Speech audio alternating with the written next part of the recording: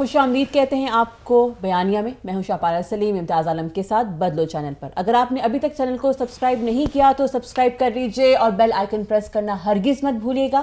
آپ کو بتا دیں کہ پھر ہنگامہ کیا وکلا برادری نے اور اس دفعہ جو ہے وہ نشانہ بنی اسلام آباد ہائی کورٹ. انٹرسٹنگ بات یہ ہے کہ اس حوالے سے جو ہے وہ ان کے علماء وکلا کیا کہتے ہیں جاننے کے لیے ہمارے اسٹوڈیوز میں موجود ہیں آج حامد خان صاحب جو کہ سابقہ صدر سپریم کورٹ بار ہیں اور سیف الملوک صاحب جو کہ نائب صدر لاہور ہائی کورٹ ہیں. سو ہم بار رہے ہیں اور ہم جاننا چاہیں گے کہ وہ اس حوالے سے کیا بات کرتے ہیں. جی سر, کیا کہنا چاہیں گے جب یہ حال میں یہ واقعہ ہوا ہے, اس حوالے سے آپ کیسے ڈیفینڈ کریں گے اپنی وکلا برادری کو؟ ہم میں سے کس سے سوال پوچھ رہے ہیں؟ حامد صاحب, آپ چونکہ ان کے سربراہ ہیں. بالکل. دیکھیے بات یہ ہے, جو واقعات میں نے پتہ کیے ہیں اس میں وہاں کی اسلام آباد کی ایڈمنسٹریشن نے بہت زیادتی کی ہے وکلا کے ساتھ. ہوا یہ تھا کہ کچھ چیمبرز وہاں پر مارکیٹ میں ڈسٹرکٹ کورٹس ہیں بڑے عرصے سے. گورنمنٹ نے تو ہمیشہ عدلیہ کو ان معاملات کو ہمیشہ لو پرائیورٹی دی ہے نا, اس لیے ابھی تک اسلام آباد کی جو ڈسٹرکٹ کورٹس ہیں وہ ابھی تک F8 مرکز میں وہ ہے, اور وہ ایکچولی مارکیٹ ہے. مارکیٹ کے اندر مختلف جو کمرشل پراپرٹیز ہیں یہ ان میں عدالتیں انہوں نے شفٹ کر دیں, اور یہ کیے ہوئے بھی آج بے شمار ٹائم 20 سال ہو چکے ہیں. اور اس کے علاوہ ابھی تک ڈیمانڈ وکیلوں کی تھی کہ آپ کسی اچھی جگہ پر ان کورٹس کو لے کے جائیں اور وہاں پر وکیلوں کو بھی ان کے چیمبرز دیں تاکہ وہ آسانی ہو اس معاملے میں. اور یہ معاملہ ٹلتا رہا, اتنا عرصے سے یہ ایشو چل رہا تھا. تو وکیلوں نے چیمبرز بنانے کے لیے وہاں جگہ کوئی نہیں, انہوں نے پھر ایسا کیا کہ چیمبرز بنانا شروع کر دیے جو بھی جگہ ملی, یہاں تک کہ پارکنگ لاٹ میں کوئی 200 چیمبر بن گئے جو پارکنگ لاٹ تھی اوریجنلی جو اس کے ریزرو کے لیے. اور اب بعد میں چونکہ اور وکلا آتے رہتے ہیں تو انہوں نے کچھ اور چیمبرز بنائے. کچھ چیمبرز بنے ہیں جو ڈسٹرکٹ جج کے کورٹ کے سامنے تھے, اس پر انہوں نے اعتراض کیا کہ نہ یہاں نہ بنائیں, یہ ہمارے لیے گزرنے کے لیے مشکل ہو جاتی. سو بات یہاں تک تھی, اور غالباً یہی فیصلہ کیا تھا کہ ان چیمبرز کو گرا دیا جو نئے بن رہے تھے. لیکن جب ایڈمنسٹریشن کو یہ کام دیا گیا, انہوں نے نہ صرف یہ کہ وہ چیمبر گرائے بلکہ وہ جو پارکنگ لاٹ میں 200 چیمبر بنے ہوئے تھے اور سر دراز سے چل رہے تھے, جس میں وکیلوں کے بریفز پڑے تھے, کتابیں پڑھی تھیں, بہت ویلیوبل ڈاکومنٹس ہوتے ہیں وکیل کے چیمبر میں. وکیل کے ذاتی ڈاکومنٹ تو نہیں ہوتے, اس میں بہت سارے ان کے لیٹیگنٹس کے اوریجنل ڈاکومنٹس پڑے ہوتے ہیں. بغیر کوئی پوچھ گچھ کیے وہ سارے کے سارے حامد خان صاحب, راستے میں جج کے جو جگہ خالی پڑی ہے راستے کی, وہاں راتوں رات انہوں نے 2 چیمبر بنا لیے.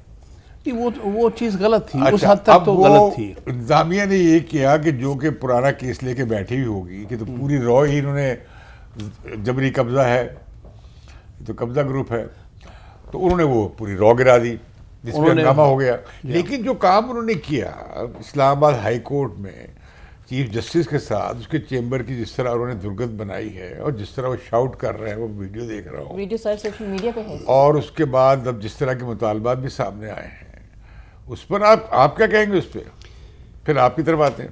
دیکھیں, میں تو یہ کہوں گا کہ بائی اینڈ لارج ہم بحیثیت قوم, وکیل ہو, جج نہیں قوم کے پیچھے نہ پڑے, ہم تو بگلا دیں. میں کسی کے پیچھے نہیں پڑ رہا. ہم میں یہ ماننا کہ ہم نے قانون کے مطابق چلنا ہے, یہ ہمارے مزاج میں ہی نہیں ہے, نہ ہم چلنا چاہتے ہیں. ہر بندہ طاقت کی بنیاد پر چلنا چاہتا ہے, اور انہی ججوں نے جن پہ اسلام آباد ہائی کورٹ میں حملہ ہوا, یہ چیف جسٹس صاحب جو تھے, جب افتخار محمد چودھری کو نکالا گیا تو ان کو زبردستی بزور بازو جلوسوں اور جلسوں کے ذریعے بحال کرانے والوں میں ہی was on the forefront. اس وقت یہ سمجھتے تھے کہ وکلا کو طاقت کے ذریعے ججوں کو بحال کروانا ہمارا حق ہے.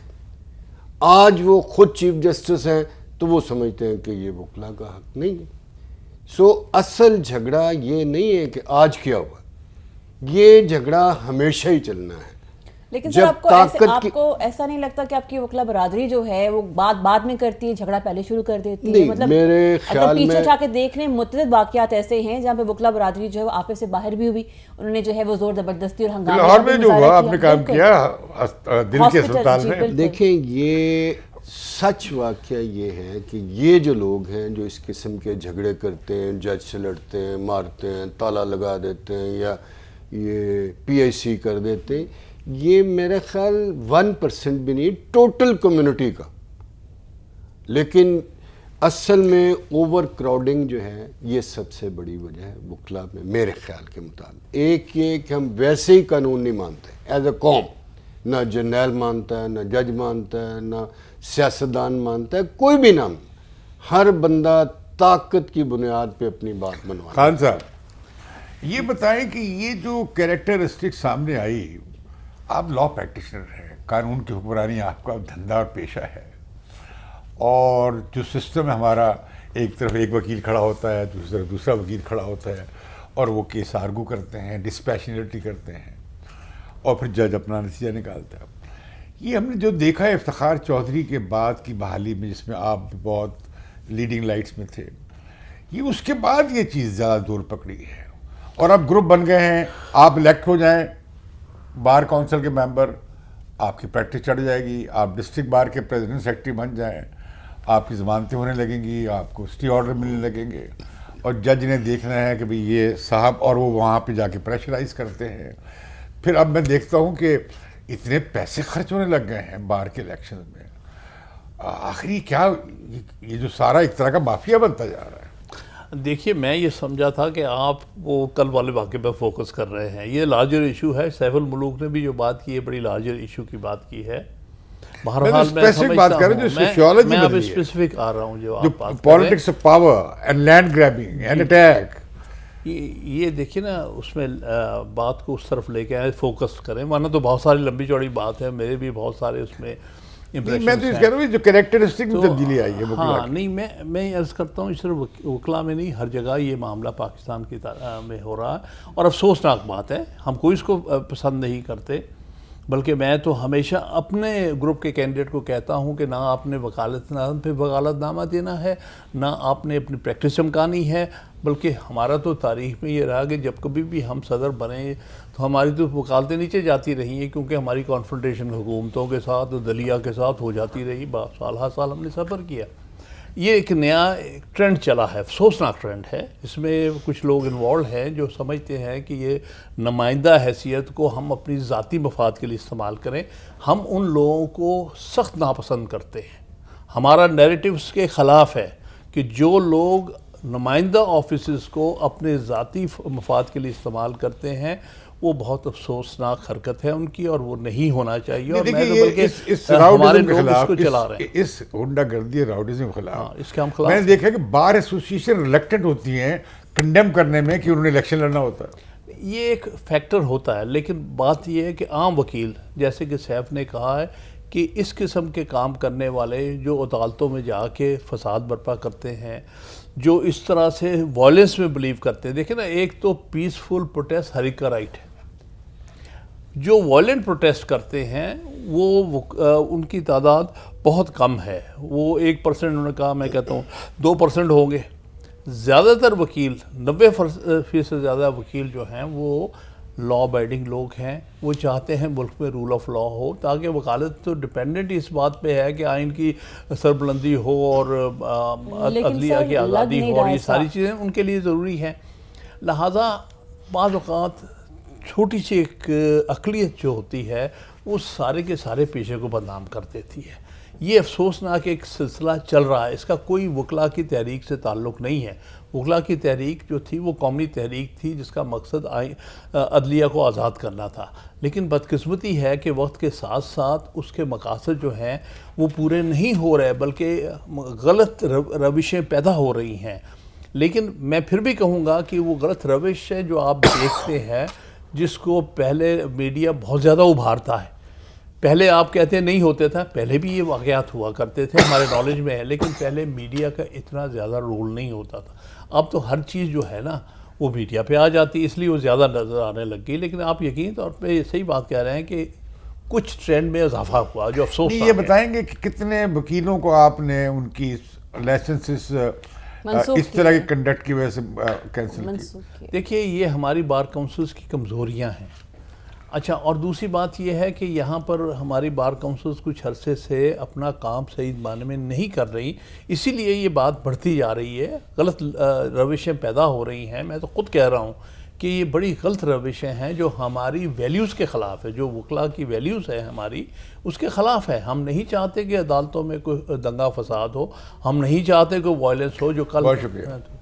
یہ صاحب آپ سمجھتے نہیں کہ افتخار چودھری کی جو پہلے تو عدلیہ کی بحالی، پھر وہ ہوا چیف تیرے جانثار، وہ جسٹس افتخار چودھری کی بحالی، پھر جو دا وے افتخار چودھری کنڈکٹڈ ہمسیلف، اور اس کے بعد بھی ہم نے چیف جسٹس کا یہ بڑا جوڈیشل ایکٹیویزم کا رجحان دیکھا، انہوں نے پیرالائز کر کے رکھ دیا ایگزیکٹوز کو.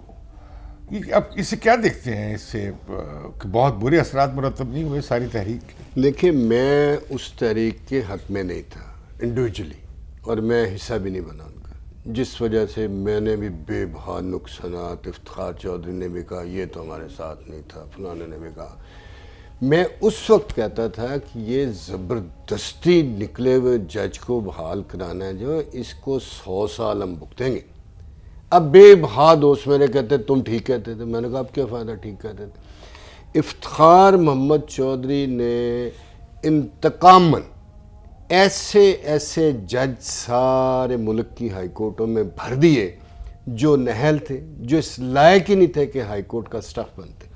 جو بیسٹ جج اس وقت اویلیبل تھے، ٹرینڈ 8-8 10-10 سال والے، 110-20 ججوں کو ون سٹروک سے خوف سے نکال دیا. ان کا کوئی نائن کے تحت وہ نکل سکتے، کسی طریقے سے نہیں نکل سکتے، غلط فیصلے کر کے ان کو گھر بھیج دیا. اور اس عدلیہ کو ایسا بنا دیا کہ میرے پٹھے ہوں، چیلے ہوں، جس کو میں کہوں اپنی ایک ریاست بنانے کی اس نے کوشش کی. اور اس نے مثلا اس کے یہ بحالی کے بعد میں آپ کو ایک واقعہ شیئر کرنا چاہوں گا. جھنگ میں SSP کا دفتر وکیلوں نے توڑ دی، بڑا ٹی ویوں پہ آیا، انہوں نے پرچے دے دیے، کچھ وکیل گرفتار کر لیے. اس وقت جو سینئر موسٹ جج تھے لاہور ہائی کورٹ کے، وہ میرے دوست تھے جو بعد میں چیف جسٹس بھی بنے. میں نے ٹی وی پہ دیکھا کہ انہوں نے جو وکیل گرفتار کیے تھے 780 میں، ان کی انہوں نے ہیبس کارپس میں ضمانتیں لے لی. میں دفتر سے اٹھ کے سیدھا اس کے چیمبر جا کے میں اس سے لڑ پڑا. تو میں نے کہا تم ملک کو کدھر لے کے جانا چاہتے؟ اس نے مجھے پتا کیا کہا، اس نے کہا اس سے بات کرو، افتخار محمد سے، جس نے مجھے کہا. اچھا یہ اس طرح بات ہے کہ ہماری تحریک جوڈیشری کی آزادی کے لیے ہماری تحریک رہی کہ ایگزیکٹو سے آزاد ہو جائے، اور ایک 18ویں ترمیم میں اس کا ایک آیا، پھر 19ویں ترمیم آ گئی، میرا مطلب ججوں کی اپائنٹمنٹس کا. ابھی ہم نے سنا پچھلے دنوں جو chief justice Lahore high court نے 16 نام تجویز کیے، وہ 16 کے 16 ٹرن ڈاؤن کر دیے جوڈیشل کونسل نے. اور وہ جو پارلیمنٹری کمیٹی تھی وہ بالکل ہی بیکار ہو گئی ہے کہ وہ اس کا کوئی رول نہیں رہ گیا. تو آپ یہ نہیں سمجھتے، کبھی بڑا فکرہ مشہور تھا ججز بائی دا ججز فار دا ججز، ان کے اپوائنٹمنٹ کے حوالے سے، اس میں کوئی اصلاح کی کیا گنجائش ہے؟ لیکن اپوائنٹمنٹ کا جہاں تک تعلق ہے یہ ہمیشہ سے متنازع رہی ہے، کیونکہ پہلے ایگزیکٹو کے ہاتھ میں ہوتی تھی اور وہاں پر بہت آربیٹری اپوائنٹمنٹس ہوتی رہی، اور ہم نے ہمیشہ آواز بلند کی. جوڈیشل کمیشن کا پرپوزل بھی ہمارا تھا، میں اس وقت پاکستان بار کونسل کا تھا، وائس چیئرمین بھی تھا، اور یہ ایک ہم نے باقاعدہ بنا کے ایک جوڈیشل کمیشن کی ایک پرپوزل فلوٹ کی تھی، دی تھی. بدقسمتی سے یہ مسئلہ جب آیا تو یہ وہ جب 2006 میں پیپلز پارٹی اور نون لیگ کے نمائندے نے بیٹھ کے ایک COD بنایا تھا نا، چارٹر آف ڈیموکریسی، اس پرپوزل کو اس کا تیا پاچا کر دیا، 2 حصوں میں تقسیم کر دیا. اس پرپوزل میں یہ تھا کہ 7 جج ہوں گے، 6 وکیلوں کے نمائندے ہوں گے اور 6 پارلیمنٹ کے نمائندے ہوں گے. 19 کا کمیشن بنایا جائے جو دونوں طرح سے افیکٹو ہو، اپوائنٹمنٹ میں بھی اور جو ہے ریموول میں بھی. یہ ایک پرپوزل تھا. انہوں نے اسی پرپوزل کو مختلف حصوں میں تقسیم کر دیا.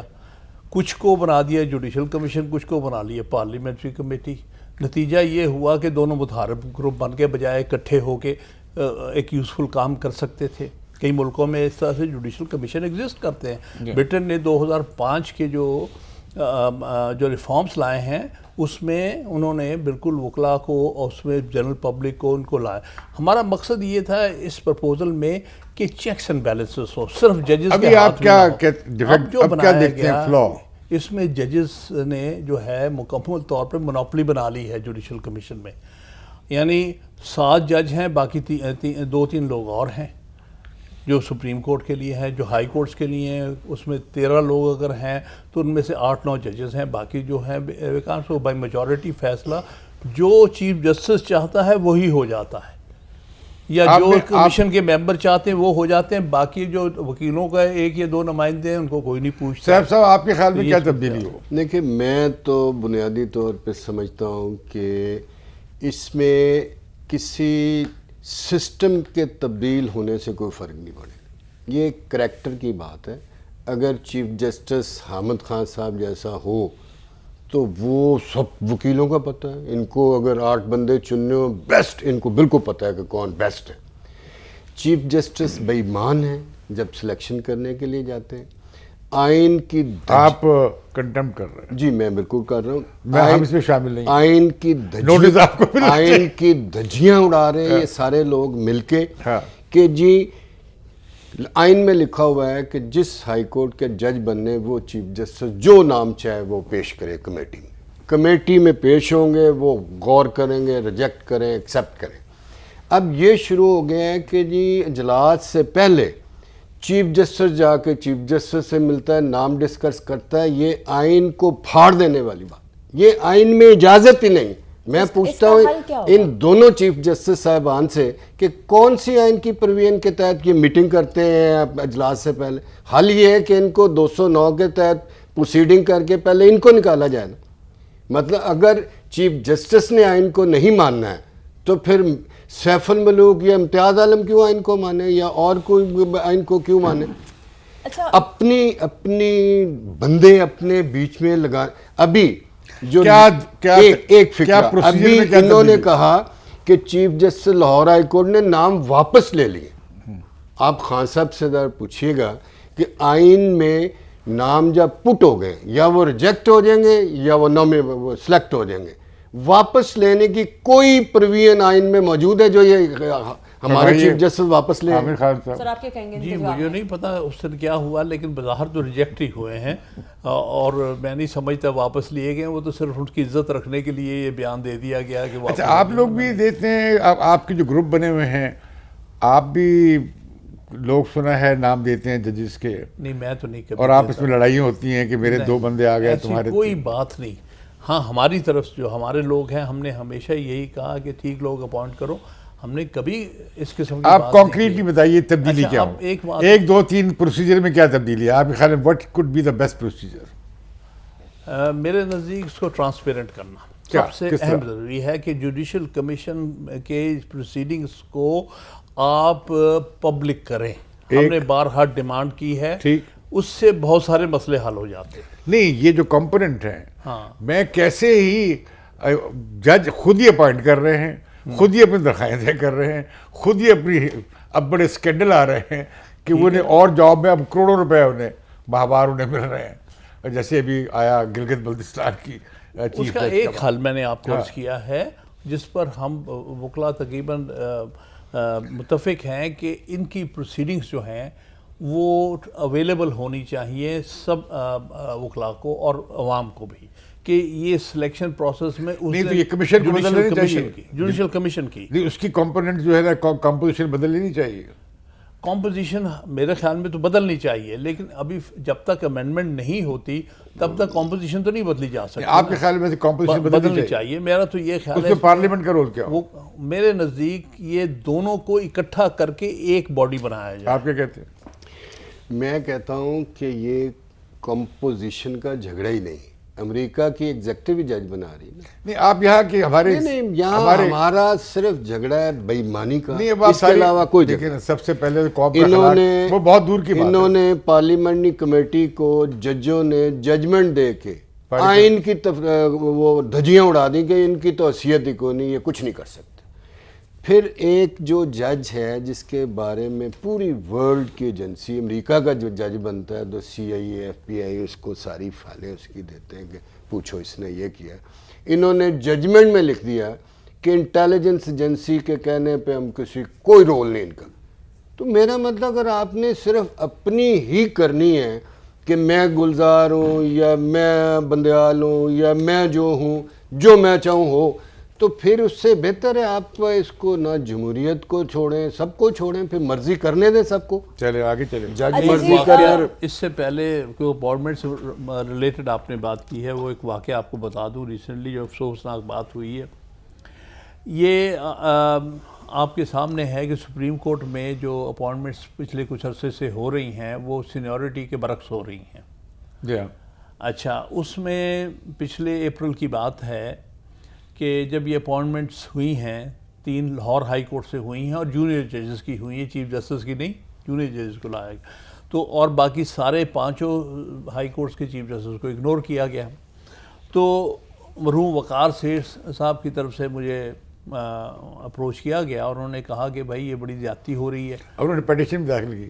پٹیشن وہ میں ان کا وکیل تھا نا, تو انہوں نے مجھ سے بات کی کیونکہ ایسی پٹیشن عام طور پہ کوئی اور وکیل سامنے آتا نہیں, ورنہ جج ناراض ہوتے ہیں کہ بھائی آپ غلط اپوائنٹمنٹ کر رہے ہیں. تو بہرحال اس قسم کا کام میں تو حاضر ہوں. میں نے کہا میں بالکل حاضر ہوں اور آپ کے ساتھ زیادتی ہو رہی ہے, اصولی غلط بات ہے. سینیورٹی جو اصول رکھنا چاہیے سپریم کورٹ میں اپوائنٹمنٹ کے لیے, چیف جسٹس بیٹھے رہے ان سے نیچے اٹھا کے آپ اوپر بھیجتے رہیں. تو وہ پٹیشن ہم نے فائل کی تھی. اس سپریم کورٹ کا حال یہ ہے جن کو گلزار صاحب ہیڈ کر رہے ہیں, 7 مہینے وہ پٹیشن نہیں لگائی. جس سپریم کورٹ کا یہ حال ہو جائے کہ وہ کسی چیف جسٹس کو انصاف نہ دیں, ان کی کیس نہ لگائیں, تو اس میں عام آدمی کے ساتھ کیا نہیں ہوگا. تو اس لیے یہ میں بات اپوائنٹمنٹس کے بارے میں چونکہ بات چل پڑی ہے, اس بیچارے کو اللہ جانے اللہ کی طرف وقت آیا تھا یا کیسے ہوا, مجھے تو بہت شک ہے ان حالات پر جن حالات میں وہ بیچارے جاں بحق ہوئے ہیں, کیونکہ ان کو ہرگز وہ قوتیں پسند نہیں کرتی تھی جو قوتیں اس ملک میں سارے فیصلے کرتی ہیں, کیونکہ وہ ملٹری کورٹس کے فیصلے سیٹ اسائڈ کر دیتے. ایک بہادر اور بڑا لڈر جج تھا اور جس طرح اس کو رستے میں سے ہٹایا گیا. یہ بتائیے آپ, یہ انہوں نے بات شروع کر دی ہے, یہ جو معاملہ تھا مشرف کے کیس والا, ہائی کورٹ بیٹھتی ہے اور اڑا دیتی ہے اس سارے کو. دیکھیں بات یہ ہے, یہ کیا ہوا؟ اگر اس سے پہلے میں یہ پوچھوں کہ آئین میں ایک لکھا ہوا ہے کہ جج کے خلاف پروسیڈنگ کے لیے ایک سپریم جوڈیشل کونسل ہے, آئین میں لکھا ہوا ہے. سپریم جوڈیشل کونسل ایک کام کرنے شروع کرتی, یہ 10 جج بیٹھ جاتے ہیں, کہتے ہیں تم ادھر جاؤ, اور اس میں لکھا ہے یہ بے ایمان ہے سپریم جوڈیشل کونسل والا, سب سے سینئر ہے. اور سن کے جج کا کیس یہ ہوتا ہے کہ بھی میں اپنے بیوی بچے کے ساسوں کا جواب دے نہیں ہوں, یہ اس کا کیس ٹوٹل. 10 جج بیٹھ کے یہ فیصلہ کرتے ہیں کہ نہیں جج تم غلط ہو, تم رسپانسیبل, یہ ہولڈ کر دیتے ہیں. اور پھر 23 پیرے لکھتے ہیں کہ یس آئین کے مطابق سپریم جوڈیشل کونسل ہی سب کچھ کرتی. پھر کہتے ہیں ہاں یہ ساسے تو بالکل ٹھیک ہیں, انہی کے ہیں, پر یہ جس طریقے سے انہوں نے ڈھونڈے ہیں نا وہ غلط ہے. مطلب قتل تو انہوں نے کیا ہے, پر جس بندے نے قاتل پکڑا ہے نا وہ بندے کو تو اختیار ہی نہیں تھا, تو اس لیے ہم یہ کوشش کر دیں. اس قسم کی عدلیہ کے بارے میں آپ کیا سوال کرتے ہیں, وہ کہاں کیا گیا باتیں کیس؟ کر رہے ہیں آپ نے ریویو پٹیشن داخل کی تھی قاضی اس صاحب میں کے, وہ کیا ہے معاملہ؟ بحث یہ ہو رہی ہے کیونکہ بینچ تو بننا چاہیے تھا ان 10 ججز کا جس نے فیصلہ کیا تھا. اس میں سے ایک چلو ریٹائر ہو گئے ہیں فیصل عرب صاحب, تو باقی 9 ججز کو بیٹھ کے فیصلہ کرنا چاہیے اس ریویو پٹیشن کا. وہ ہے کیا وہاں ریویو پٹیشن میں یہ کہا گیا کتنے کا بینچ ہو کتنے کا نہ ہو؟ نہیں وہ مسئلہ تو اس میں ریویو پٹیشن میں تو یہ ہے کہ چند ایک پیراگراف جو ہے جس وہ آپ کہتے ہیں حذف کر دیں, اس حذف کر دیں. ہاں. اب اس میں وہ فیصلہ ابھی سنا جانا چاہیے, اب یہ سوال پیدا ہو گیا ہے، چیف جسٹس صاحب نے یہ معاملہ 6 ججوں کے بینچ کے پاس بھیج دیا، آپ فیصلہ کریں، حالانکہ چیف جسٹس کا کام بنتا ہے کہ چیف جسٹس بینچ کانسٹیٹیوٹ کرے اور اس کو 9 ججز کا بینچ بنانا چاہیے تھا، جو کہ سپریم کورٹ رولز کی ریکوائرمنٹ. کچھ لوگ کہتے ہیں کہ قاضی عیسیٰ کو انڈر کلاؤڈ رکھنے کے لیے اس کیس کو لمبا کیا جا رہا ہے. این ممکن ہے، اس سے بعید نہیں، لیکن دیکھیے نا اس میں جو بات ہو رہی ہے، 6 ججز کا بینچ بیٹھ گیا، انہیں کہا گیا کہ آپ فیصلہ کریں کہ 6 سنیں گے کہ 9 سنیں گے. ہم نے 2 دن بحث کی ہے، جو ہم اس کے میں پٹیشنرز ہیں. ہمارا کہنا ہے کہ یہ تو سیٹلڈ لا ہے کہ بھئی ہمیشہ وہی سارے جج سنتے ہیں، چاہے وہ ڈیسنٹ کر رہے ہو یا میجورٹی میں ہو. ٹھیک ہے، تو اس لیے 9 ججز کا بینچ بنایا. اب اس پر فیصلہ انہوں نے محفوظ کیا ہوا کچھ عرصے سے. یہ یہاں پہ بات اب عدالت کی چل رہی ہے. یہ 2-3 چیزیں ہمیں آئی ہیں ابھر کے، اگر آپ اس پہ دونوں رائے دے سکیں. ایک 184(3) کے تحت جو اختیارات کو پھیلا دیا گیا جتنا، اور ہم دیکھتے ہیں کہ اس میں ایگزیکٹو کے معاملات میں مداخلت کم ہے، شہری حقوق کے حوالے سے مداخلت کم ہے، وہاں زیادہ ہے. اس کے ساتھ یہ آ جاتا ہے کنٹیمپٹ لا، پھر یہ سو موٹو نوٹس. ہم دیکھ رہے ہیں کہ سوائے ایک شاید کھوسا صاحب کے جس میں یہ ایکٹیویزم نظر نہیں آیا، تو ہمیں مسلسل یہ تیسرے چیف جسٹس ہیں جو جوڈیشل ایکٹیویزم پہ بڑے قائل ہیں. آپ کیسے دیکھتے ہیں اسے؟ دیکھیں، میں تو کہتا ہوں جو آئین قانون میں لکھا ہوا ہے اس کو سب مان لیں، لیکن جب تک جج نہیں مانیں گے، جیسے میں نے آپ کو ابھی مثال دی کہ سپریم جوڈیشل کونسل کو ہی مان رہے. افتخار محمد چودھری کے کیس میں خلیل رمدے صاحب نے 13 رکنی بینچ میں ایک فیصلہ دی. میں تو ابھی مطلب خان صاحب تو ہمارے پوری سب کانٹیننٹ کے بہت بڑے جورسٹ ہیں، ہم تو کچھ بھی نہیں.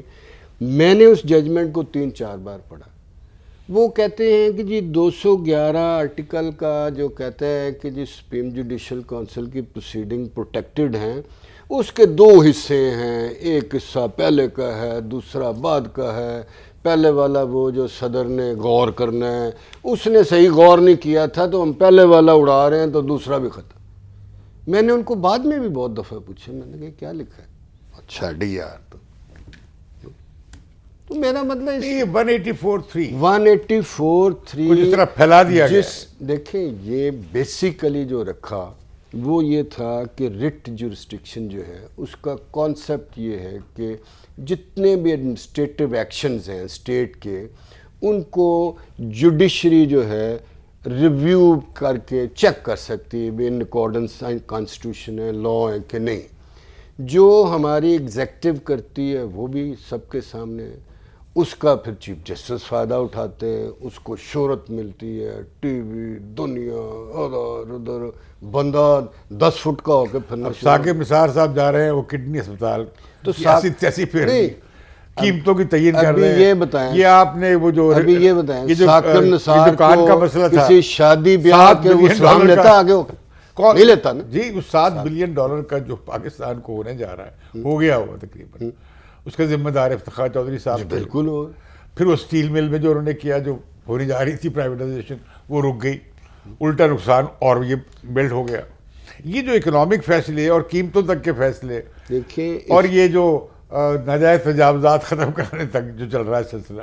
اب وہ چیف جسٹس صاحب کہتے ہیں کہ میں نے کراچی، وہ جو میں نے دیکھا تھا وہ بحال کرانا ہے. وہ 40 سال پہلے کا کراچی کہاں سے بحال ہو جائے گا؟ نہیں، پہلی بات یہ ہے کہ اگر یہاں پہ لوگوں نے سرکاری زمینوں پہ قبضے کیے ہوئے، مثلا آج میں بار میں بیٹھا ہوں تھا، یہ بات وکیلاں کی ہو رہی تھی، میں نے کہا بھی میں بھی 2 ٹرک اینٹوں کے لا رہا ہوں کہ میں نے ہائی کورٹ کی بلڈنگ کے اندر اپنا پریمیسز بنانا ہے دفتر، تو یہ پولیس والے میرے ٹرکوں کو اندر نہیں جانے دیتے، میں ادھر پریس کانفرنس کروں گا. اس حساب سے میں اپنے وکیلوں کے ضمیر کو کرے دوں گا کہ بھی تم کیا کر رہے.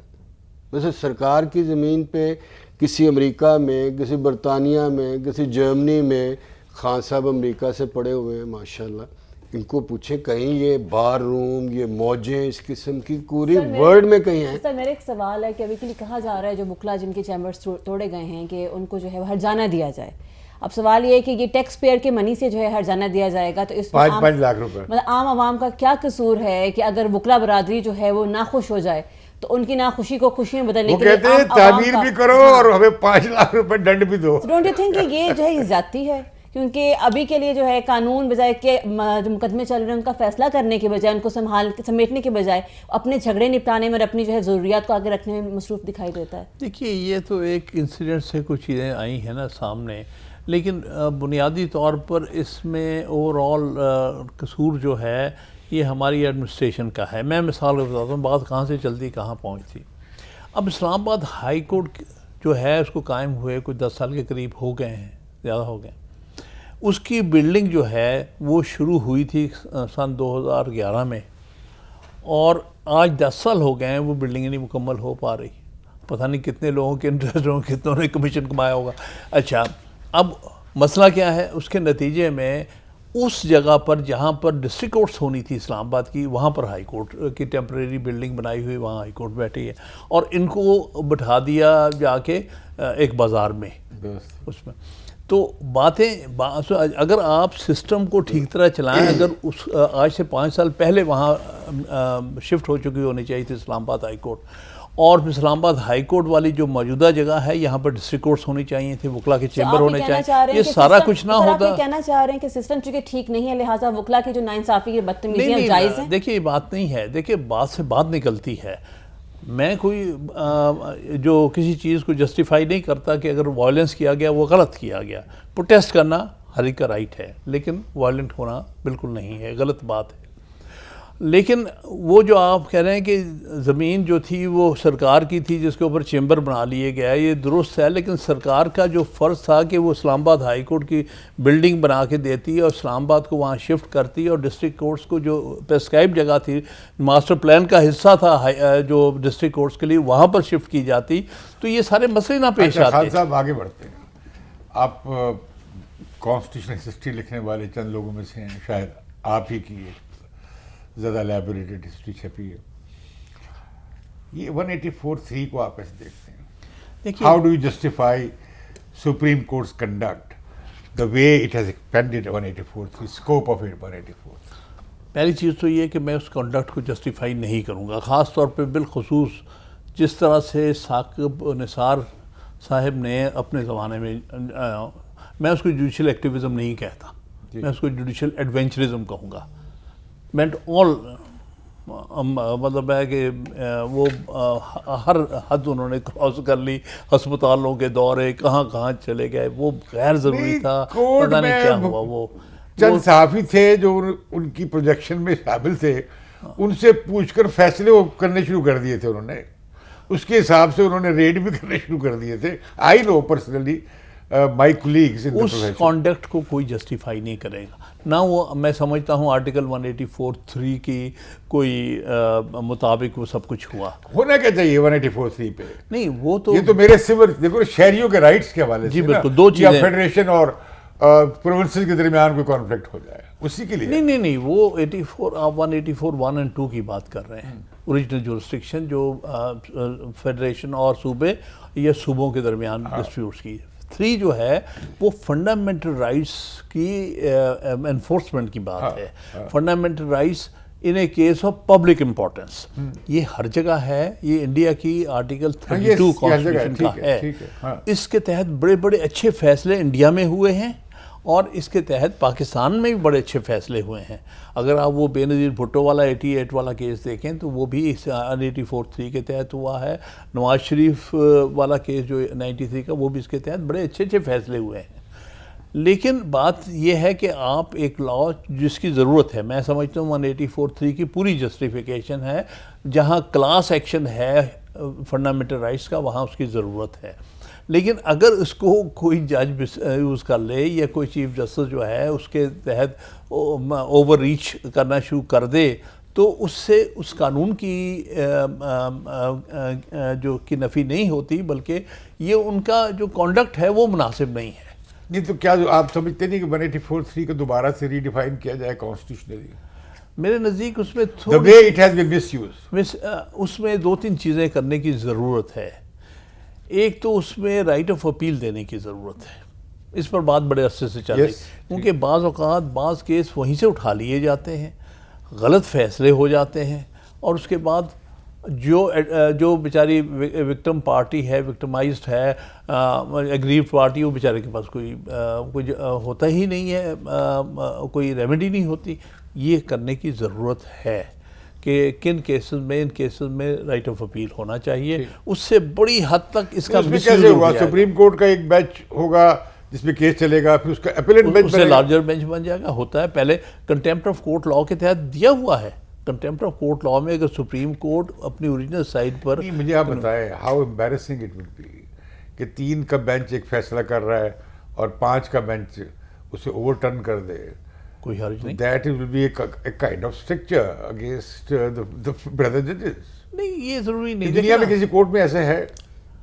ہاں، انٹرا کورٹ میں، ہائی کورٹ میں ہے، انٹرا کورٹ اپیل ہوتی ہے، آپ جانتے ہیں.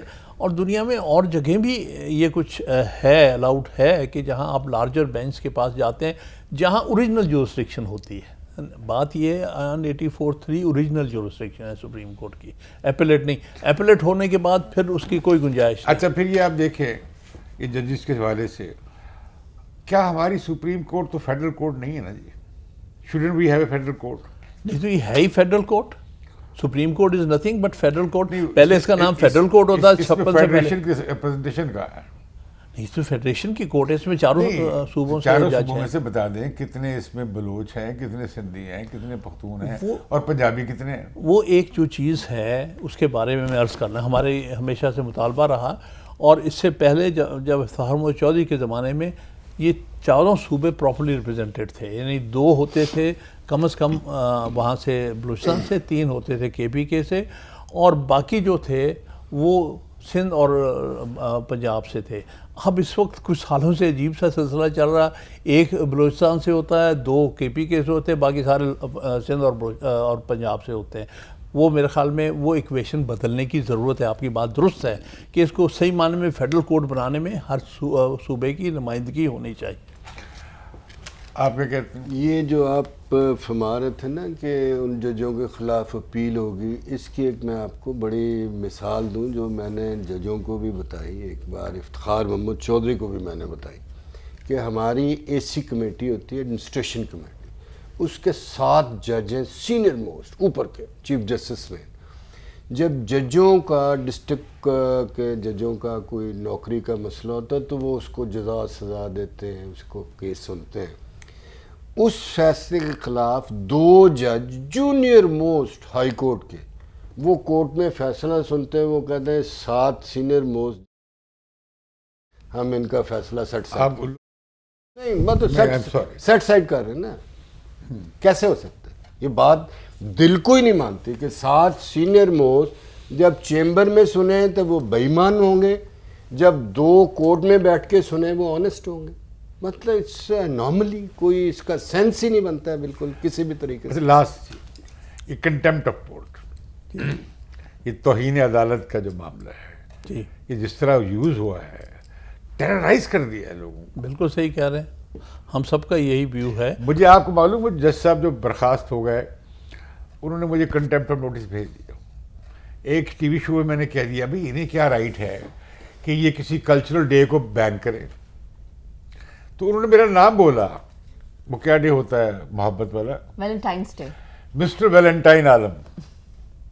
مجھے کنٹیمپٹ ایشو ہوا. میں نے کہا میں تو ایکسیپٹ کروں گا، میں تو کوشچن کروں گا کہ آپ کو کوئی رائٹ نہیں ہے کہ آپ لوگوں کی کلچرل ایکٹیویٹیز کے بارے میں ورڈنگ جاری کریں.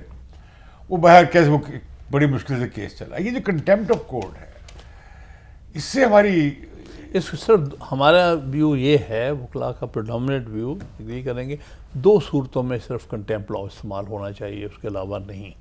وہ یہ ہے کہ contempt in the face of the court, عدالت میں موجود ہو کر اس کی بےعزتی یا اس کا ڈیکورم تباہ کرنا، وہ نہیں ہونا چاہیے، ورنہ تو عدالتیں بالکل بے جواز ہو جائیں گی. دوسرا، وہ ان کے فیصلوں پر عمل درآمد ہونے کی صورت میں اگر کوئی عمل درآمد نہ کرے تو باقی تیسری صورت میں میں نہیں سمجھتا کہ کرٹیسائز کیا جائے یا کوئی بات کہی جائے جیسے آپ نے فرمایا اور بھی ہم کامنٹ کرتے ہیں، اس پر کنٹیمپٹ آف کورٹ لا لگانا मैं समझता हूँ नामुनासिब है। ये हमारे वकला का इज्तिमाई सोच है। तो इसमें सिर्फ आपके दो वकला जो कुछ कर रहे हैं कुछ इस हवाले से? बड़ी हद तक मैं आपको अर्ज़ करूं कि कंटेम्प्ट लॉ का इस्तेमाल कम हुआ है उन सालों में। मैं तो उस दौर में भी वकील था जबकि कोई लिख देता था, कोई आर्टिकल लिख देता था तो कंटेम्प्ट लग जाती थी, हाई कोर्ट सुप्रीम कोर्ट करती थी। मैंने अपने बतौर प्रेसिडेंट के, बतौर वाइस चेयरमैन बार काउंसिलों के, बतौर मैंने तो वो बातें कही हैं जिस पर को पहले कभी कहता ही नहीं था, लेकिन किसी ने नहीं लगाई। इसलिए उनका माइंड भी चेंज हुआ है, वकला का प्रेशर बदल गया है। पहले वकील एज ए कम्युनिटी इतना इकट्ठे नहीं थे, एक्सेसेस हो जाती हैं, देखिए ना आप एक्सेसेस देख रहे हैं, वहाँ गलतियाँ हैं। लेकिन वकील as a community better organise होने की वजह से कंटेम्प्ट लॉ का इस्तेमाल कम हो गया है, वरना तो एम अनवर जैसे आदमी के खिलाफ कंटेम्प्ट लॉ की सजा देती थी बेचारे। आप क्या कहते हैं कंटेम्प्ट लॉ? मैं कहता हूँ खान साहब ने बिल्कुल इससे बेहतर इस पे कुछ नहीं कहा जा सकता। सही जनाब, मेरा ख्याल है कि इजाज़त लेते हैं। Thank you so much and really hope कि जो सूरत हाल है वो उसमें मज़ीद बेहतरी आए। और सिर्फ इस वजह और से एक बात आप क्लियर कर दें, जो आपने कंटेम्प्ट वाली बातें की उसका हमारे कोई ताल्लुक नहीं। इम्तियाज़ साहब का और हमारा कोई ताल्लुक नहीं है, हमारे चैनल का कोई ताल्लुक नहीं है। बहुत बहुत शुक्रिया जनाब, आप देख रहे थे आज की डिबेट बयानिया में। उम्मीद करते हैं कि आपको पसंद आई होगी। अपनी राय का इजहार कमेंट सेक्शन में ज़रूर कीजिएगा और इसके साथ मुझे यानी कि शापारा सलीम और इम्तियाज़ आलम को इजाज़त दीजिए। अल्लाह हाफ़िज़।